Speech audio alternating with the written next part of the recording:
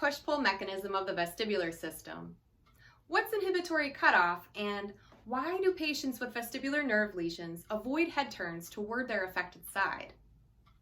The push-pull mechanism of the vestibular system refers to the fact that what excites one half of a coplanar pair inhibits its opposite coplanar mate.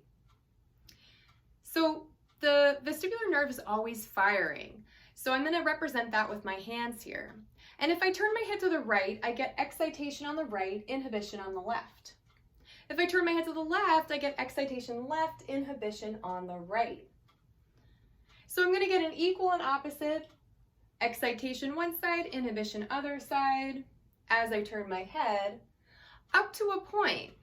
What happens with high-speed head movements? So humans are capable of moving their heads through angular accelerations exceeding 300 degrees per second. However, at a velocity of only 180 degrees per second of a head turn, it will drive our inhibited side firing rate to 0. In other words, you can get as high as you want over here, but you can only come down to 0. So when that happens, we're getting no further inputs from this inhibited side, and we're relying solely on the inputs from the excited side. Now that would be okay if we have two vestibular nerves intact, because then there's always one ear giving us inputs.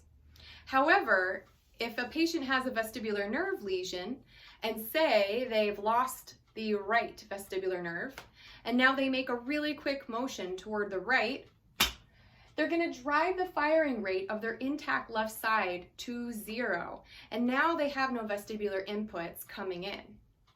So patients learn pretty quickly that with that quick right turn, they lose their balance, they have gaze instability, and they feel dizzy, and they tend to avoid those motions.